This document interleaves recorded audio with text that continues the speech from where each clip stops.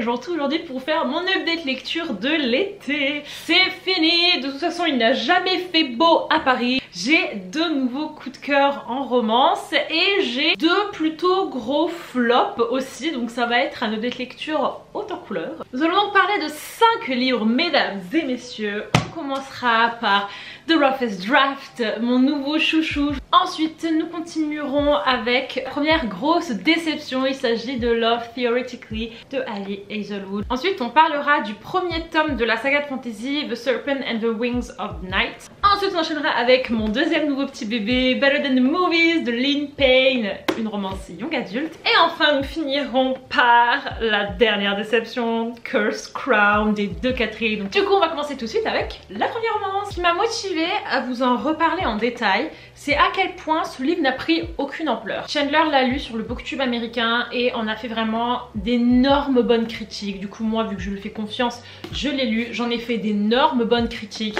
Ma petite soeur l'a lu, elle en a fait d'énormes bonnes critiques. Mais en fin de compte, c'est tout. Je trouve qu'il n'a pas pris son envol. Ce livre mérite une hype. Genre, je trouve qu'on n'en parle pas assez, qu'il n'est pas assez lu. En termes de romance qui se passe en été, avec une petite histoire second chance, avec des vibes qui partent d'écriture, etc. Ça, c'est le top niveau. Et je trouve qu'on parle trop d'anciens romans comme Beach Read, alors que de nos jours, on a ça, qui est la version Beach Read 2.0, 4.0, 8.0. On va suivre l'histoire de deux auteurs, Katrina et Nathan. 3 ans après avoir fait leur premier gros best-seller, ils se retrouvent dans leur maison où ils font leur retraite d'écriture pour écrire leur dernier best-seller. Parce qu'en fait, ils ne se parlent plus, Nathan et Katrina, depuis 3 ans. On va alterner les points de vue entre la première fois qu'ils ont écrit ensemble le Bangers dans la maison en Floride et la deuxième fois qui est donc le dernier roman qu'ils écrivent. Et au fur et à mesure que l'histoire avance, on en apprend plus sur le passé. Ce que je viens de vous décrire, c'est une intrigue basique. Beaucoup de livres l'ont fait avant eux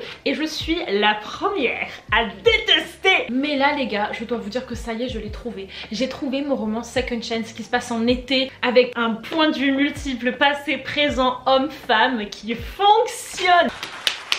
Les points positifs de ce livre sont multiples, mais pour moi, le point numéro 1, c'est sa maturité dans sa plume, dans ses personnages, dans ses dialogues, dans les thèmes abordés. Ce n'est pas de la romance young adulte, ce n'est pas de la romance new adulte, c'est de la romance adulte. Chaque phrase est d'une justesse et d'une perfection qui, moi, personnellement, m'a époustouflée. Ce livre, c'est mon nouvel objectif dans ma vie de plume. Les personnages ont 35, 32 ans, les adultes, ils font pas des embrouilles pour rien. On parle d'écriture. Et vous savez que l'écriture, c'est ma passion.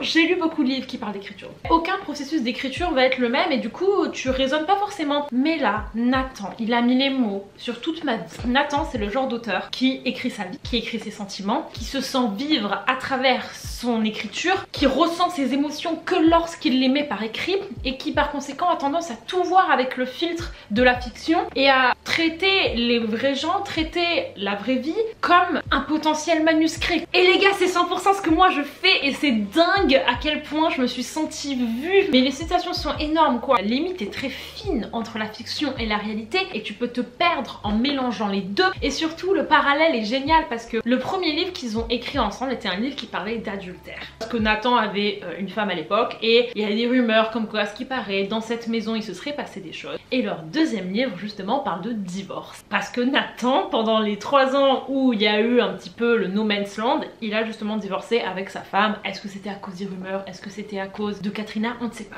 Le livre de quelqu'un qui écrit un livre sur sa vie. Genre j'adore, personnellement j'adore. Et surtout la crise des 80%, c'est un point très sensible pour moi, surtout dans les histoires second chance. Et elle était parfaite parce que il n'y a pas eu de drama non nécessaire. La seule chose qu'il y a eu c'était des émotions pures, des réactions qui peuvent paraître exagérées, mais quand on est dans la passion, quand on est dans un art, rien n'est exagéré parce que c'est de l'art quoi. Katrina et Nathan ont subi leurs émotions et ça a créé quelque chose. Certains pourront dire oh là là, tout ça pour ça.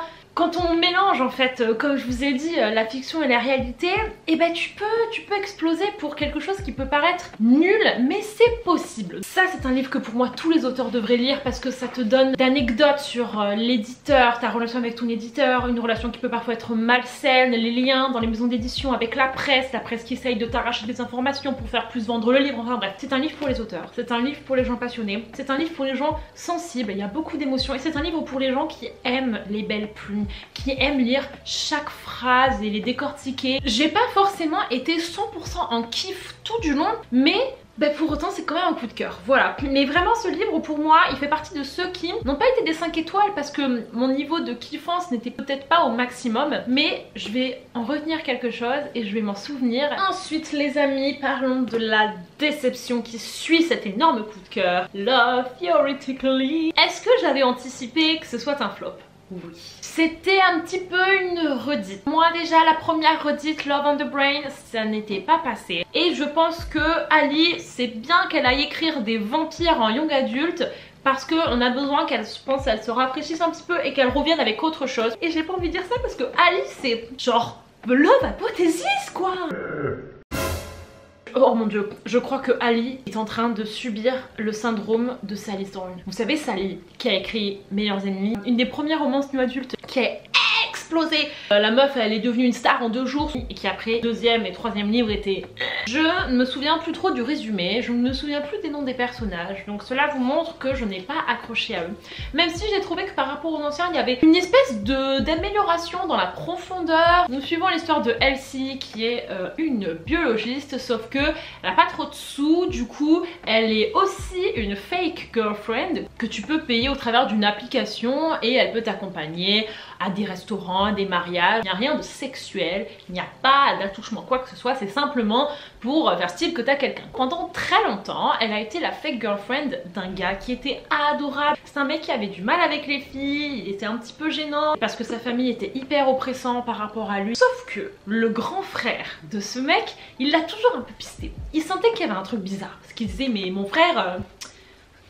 Je l'ai vu quoi, j'ai vu mon frère, j'ai vu comment il est. Et la meuf c'est une bombasse, la meuf est incroyable, la meuf c'est genre mon style de meuf. Pourquoi est-ce qu'elle reste avec lui? Il y a un truc qui marche pas. Il se trouve aussi que ce grand frère, elle va finir par travailler avec lui dans son laboratoire. Et il va se dire mais Elsie, tu dis à toute ma famille depuis 3 ans que tu es prof de français et là je te vois en tant que biologiste. What is going on? Elsie va donc devoir avouer son secret au fameux Jack Smith. Non loin d'être une source de conflits énormes, ça va être une putain d'opportunité parce que ça fait très longtemps qu'il est à fond sur elle et que maintenant qu'il sait qu'elle n'est pas vraiment avec son frère, oh mon dieu, let's go, il veut. Maintenant on va parler des petits trucs que Ali a tenté de faire avec ses personnages. Ça n'a juste pas fonctionné. Elle a donné à Elsie un réel problème de confiance en elle. C'est une people pleaser énorme et cette histoire de fake girlfriend c'est l'aboutissement de ça. Elle veut absolument aider tout le monde à tel point qu'elle est prête à changer son identité pour se sentir acceptée. Très bien, j'ai écrit un livre sur ça, le 5e mur. Franchement, je trouve que c'est un sujet qui mérite à débat, il y a des gens qui souffrent énormément de ça. La manière dont c'était traité, ça m'a un petit peu fait des bails de wap, allez je fous ça là pour rendre mon personnage beaucoup plus dit. Mais en fin de compte, on le prend jamais au sérieux. Ce qui se passe, c'est que son petit Jack Smith, il va le capter tout de suite. Si elle joue un rôle, elle joue un rôle quoi, donc t'es pas censé le remarquer. Et là, il va se mettre en tête l'idée de l'aider à se libérer, à être plus elle-même, à s'affirmer et ça va devenir une obsession. Elsie, elle a rien demandé à personne et le mec s'approprie comme ça ses problèmes. Et surtout, il va être en mode sauveur, en mode je vois que tu te caches, je vois que tu as un masque. Si elle est aussi douée que ce qu'elle dit, tu vois pas derrière le masque, donc ne t'invente pas ce truc de je vais te sauver, etc. Et surtout, le principe c'est quoi? C'est de l'aider à s'affirmer, Monsieur Jack Smith. Donc s'affirmer, ça veut dire la laisser prendre ses décisions, la laisser parler pour elle-même, la laisser faire ce qu'elle a envie. Donc quand tu l'invites au restaurant, vous allez prendre votre commande et que là tu lui dis oh, chut, on va prendre une soupe de nanani avec du café et du canard nanani. D'ailleurs, je te l'ai pas dit, mais Elsie est dans une démarche de plus s'affirmer. Tu viens en fait de faire l'inverse de ce que tu voulais faire parce que tu viens de parler à sa place au restaurant qui est une situation un peu stressante et en plus tu dis au serveur Elsie est dans un processus de plus s'affirmer, donc en fait tu balances sa vie privée à tout le monde. Il y a eu plusieurs petits trucs comme ça, donc moi j'étais en train de me dire mais il se fout de la gueule de qui? Par contre, un point positif qui était une bonne amélioration pour moi mais qui n'a pas suffi, c'est que le Jack Smith, contrairement aux 2 autres mecs de Ali, il parle, il ouvrait la bouche, il s'exprimait, il disait des choses, mais du coup il parlait trop. Et nous allons ensuite parler de la fantasy que j'ai vue partout sur BookTok, The Serpent and the Wings of the Night. C'est un Hunger Games avec des vampires. Oh là là, ça c'est intéressant. Sauf que c'est incompréhensible. J'ai l'impression que l'autrice, elle avait une idée de base et elle a fait ses trucs, sauf qu'à des moments moment elle a eu des bugs dans son intrigue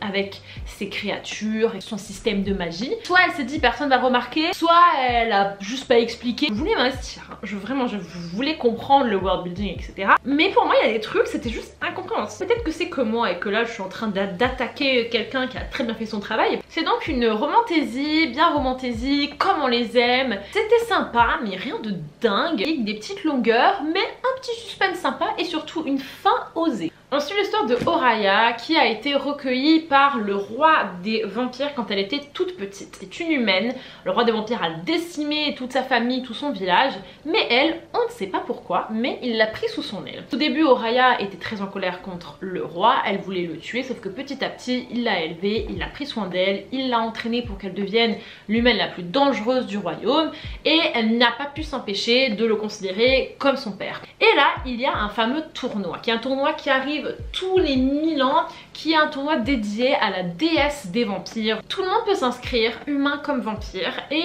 celui qui gagne peut demander une faveur de la part du dieu des vampires. Il dit à sa fille, si jamais tu gagnes, tu pourras demander de devenir un vampire et de te lier à moi, comme ça on sera super fort et on pourra repousser une autre race de vampires qui essaye de nous envahir depuis des années.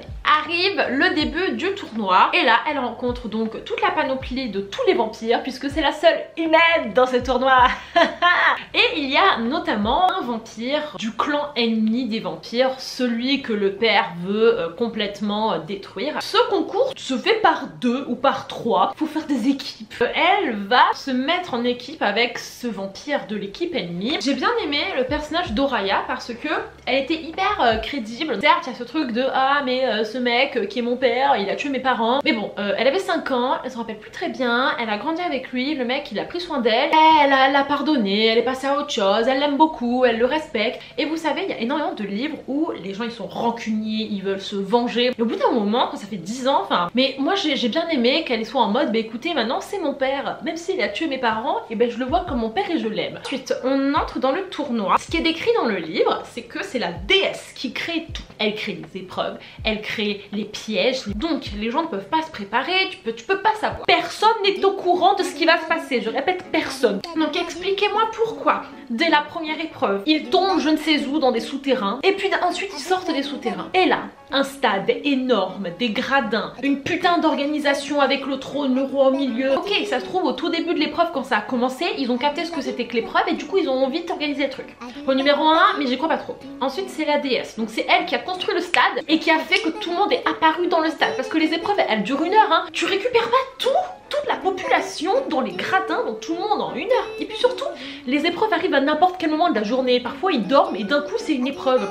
Donc tu vas me dire que tout le monde se réveille en même temps, putain vite il faut aller à l'épreuve. Mais là il y avait même des moments où le roi des vampires rajoutait des trucs dans les épreuves pour les rendre plus ou moins compliquées. Mais comment tu peux faire ça si tu ne sais pas ce que c'est l'épreuve à la base? Enfin, franchement je fais une fixette là-dessus les gars, parce que moi ça m'a empêché de me mettre à fond dedans parce que je me demandais mais comment ils savent? Deuxième point, afin de faire ce tournoi, ils sont tous envoyés dans un château. Ce château apparaît tous les 1000 ans, il n'est pas là avant. Tous les soirs, notre madame, elle sort du château en cachette pour aller voir son père qui la soigne et qui lui donne des armes et qui lui donne des potions. Pourquoi est-ce que toutes les autres personnes ne font pas ça? Les autres, ils pourraient complètement avoir aussi des organisations de ouf en mode il y a un truc qui t'amène du poison, des armes. Non, il n'y a que elle. Mais comment c'est possible? Jamais tu peux sortir, mais tout le monde se taille. Je ne comprends pas pourquoi elle a été la seule à être aidée. Si jamais c'était aussi simple. Elle sort, elle rentre, comme ça personne ne surveille. Troisième point. Bon ça devient un trope que je déteste. La meuf humaine, elle doit mourir.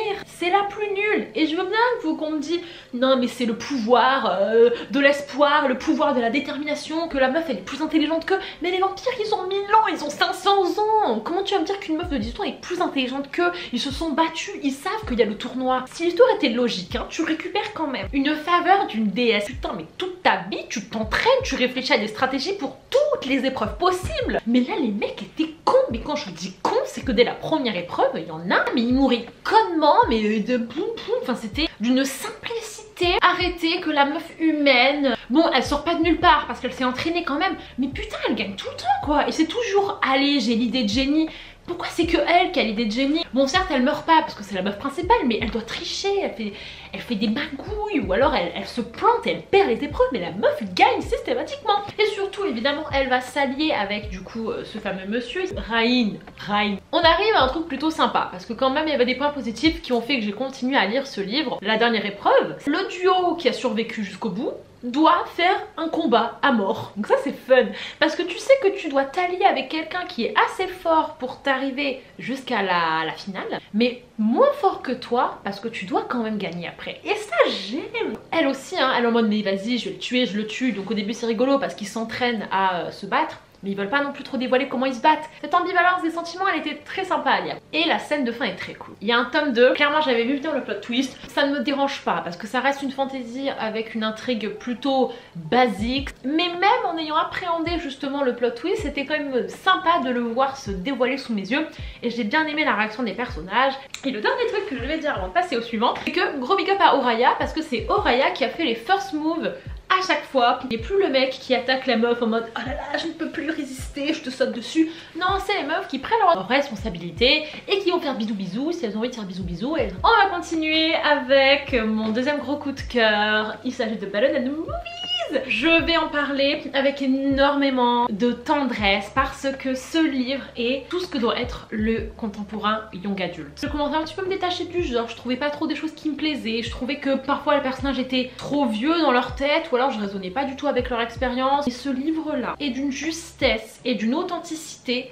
Les personnages ont 16 ans, ont 17 ans. Pour de vrai. Et ça n'arrive pas beaucoup. Ils ont des réflexions d'adolescents pour de vrai. Ils font des conneries d'adolescents pour de vrai. Ils ont des rêves d'adolescents, des réflexions d'adolescents, mais aussi une innocence d'adolescents. Et c'est un livre doudou qui en plus de ça est hyper touchant par rapport à plein de thèmes. Donc c'est le bouquet complet. C'est l'histoire de Lise qui est une romantique depuis sa naissance. Sa maman était une femme de comédie romantique, de chansons romantiques. Elle lui a transmis ce goût pour tout ce qui est un petit peu à l'eau de rose. Sauf que sa mère est décédée il y a 3 ans alors qu'on commence ce livre, même plus que ça, il y a 8 ans. Cœur, Lise ne cesse en fait de toujours regarder tous ces films et du coup se dresse des attentes très hautes par rapport à ce qu'elle attend de son couple. Parfois les autres peuvent dire qu'elle est très prince charmant alors que la vie c'est pas ça.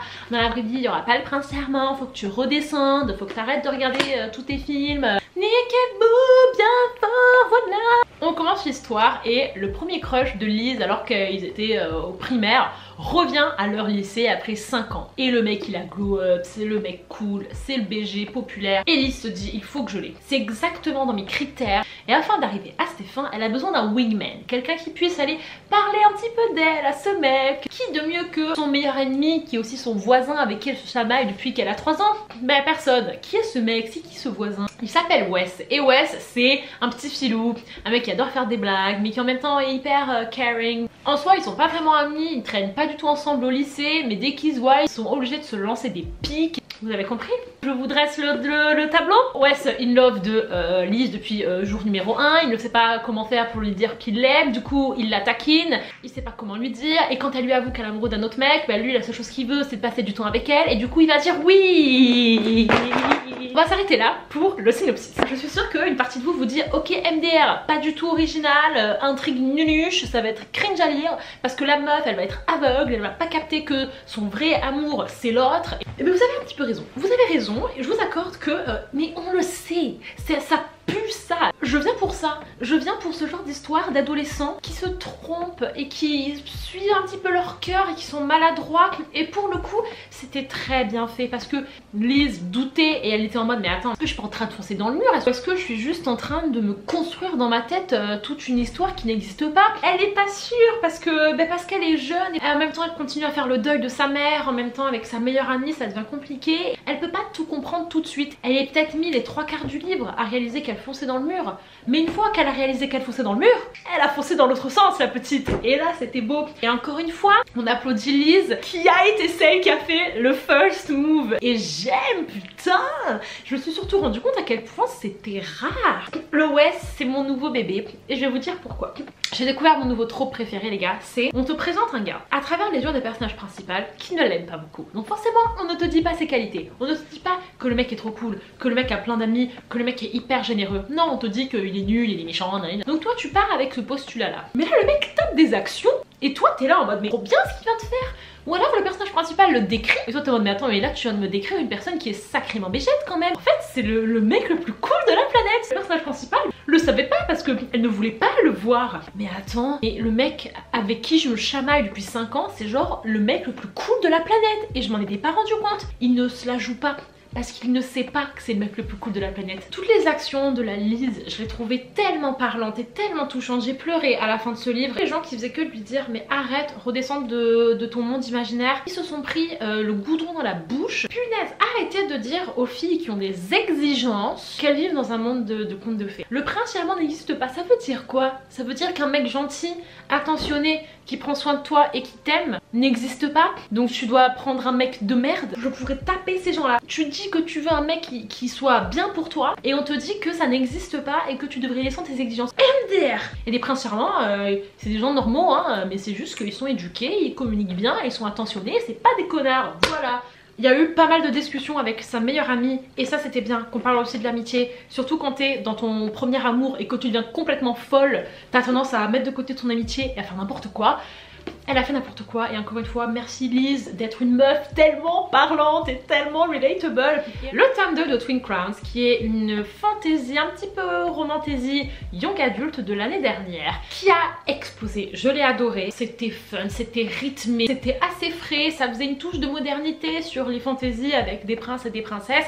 On avait pour moi le combo parfait qui aurait dû se terminer au tome 1. Elles ont fait un tome 2 qui rebondissait sur une nouvelle intrigue. Du coup on devait avoir des nouveaux enjeux et afin de rendre ça intéressant les personnages ont fait des trucs qui pour moi ne correspondaient pas de ouf et du coup j'ai perdu mon attachement à elles, j'ai perdu mon envie de les suivre. Ça m'a fait réfléchir sur comment gérer tes personnages et gérer tes révélations quand t'as une saga pour que les gens justement continuent d'être intéressés et ne pas tout dévoiler dès le tome 1. On continue donc des aventures de Wren et Rose alors qu'elles sont fraîchement couronnées, les deux reines, sauf que ce sont des sorcières. Il y a toujours des gens qui détestent les sorcières dans leur royaume, notamment un mec, et qui montent une armée pour reprendre le pouvoir. Mais en même temps, il y a la grand-mère de Wren, la sorcière, là, la vieille, qui est emprisonnée chez les Vikings dans le froid. Wren, elle en a rien à foutre de la royauté, elle fait n'importe quoi, dès qu'elle peut ne pas se comporter comme une reine, elle peut. Et donc Wren se taille dans le pays froid pour récupérer sa grand-mère. La petite Rose se retrouve toute seule pour se battre contre le mec qui veut renverser le pouvoir. Elle va faire une espèce de tournée mondiale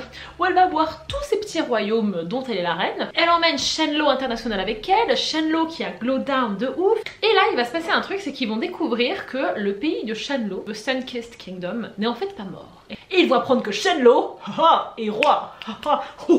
Deux points de vue avec des sœurs qui ne sont pas ensemble, chacune se bat de son côté et qui à la fin se retrouvent pour la battle finale. Tu n'as pas de nouveauté en fait. Et ça, c'est triste. Tu attends une évolution, une progression des personnages, il n'y en a pas. La seule progression qu'il y a, c'est Shenlo. Notre petit chouchou international, tout le monde adorait Shenlo. De un, Rose lui a dit qu'elle allait partir en tournée parce que son royaume était en train de mourir. Et lui, il a dit, mais tu fais quoi de nous? Shenlo, elle a pas que ça à foutre, la Rose, ok? Donc 2 secondes, genre t'es pas sa priorité. Et à partir du moment où Shenlo est récupéré par le royaume des Sun-Kissed, là d'un coup, monsieur a la grosse tête, hein. Monsieur ne veut plus parler à Rose, monsieur en mode non mais on ne va pas revenir au château, tu comprends? Moi maintenant je suis roi, j'ai des responsabilités, je m'occupe plus de tes problèmes parce que le Shenlo au final, il veut rester dans son pays, il veut pas du tout aller aider Rose à sauver son palais, qui est aussi son palais parce que c'est aussi sa reine. Non mais maintenant en fait on est à égalité, donc arrête de prendre du pouvoir sur moi, arrête de me parler comme si c'était une reine parce que moi aussi je suis un roi maintenant, ok? Tu es ridicule Shenlo, c'est un comportement d'enfant. Il va traiter Rose comme de la merde, très bonne idée, on va faire ça. Ça va durer combien de temps? 10 pages. Voilà à quel point ça a été réfléchi, les conséquences ont été prises en compte. Wren a réussi à entrer en contact avec Shenlo et lui a dit non mais MDR mec tu vas te secouer tout de suite là. Et tu vas arrêter de parler comme de la merde à Rose. Et là il va dire ah mais oui t'as raison, désolé nanana. Et il revient voir Rose, ah mais je m'excuse nanana. Pourquoi est-ce que tu fais un drama énorme qui a tellement peu d'impact? Le truc a été résolu en 2 minutes. J'ai mis 2 étoiles à ce livre. Mais les 2 étoiles, je pense que Wren les récupère parce que yes, je vous ai dit qu'elle m'avait insupportée, elle est insupportable. Mais la meuf a réussi à faire un truc plutôt swag, c'est qu'elle a embrassé quelqu'un qui n'est pas tort. C'était fort parce que dans les 4 premières scènes où j'ai vu ce mec, j'étais en mode MDR, jamais toi tu seras important. Mais ça n'a pas abouti non plus à quoi que ce soit. Donc en fait c'est ça, c'est des ébauches de trucs qui n'aboutissent à rien. T'as envie de lire aucun point de vue. Tu sais quoi, comment ça se fait que le tome 1 était génial ici et que le tome 2, ben en fait personne n'était intéressé. Pour nous c'était fini. Pour nous on avait bouclé le truc quoi. Et pourquoi ? Parce que l'autrice a tout donné, les autrices ont tout donné dès le tome 1. Écoutez les amis, c'est tout pour cette vidéo. J'espère qu'elle vous a plu. Si jamais vous avez lu un de ces livres, n'hésitez pas à me dire ce que vous en avez pensé en commentaire. Donc voilà, des tops et des flops, mais c'est bien parce qu'au moins ça fait réagir. Je vous fais des gros bisous et je vous dis à la prochaine vidéo. Bye bye.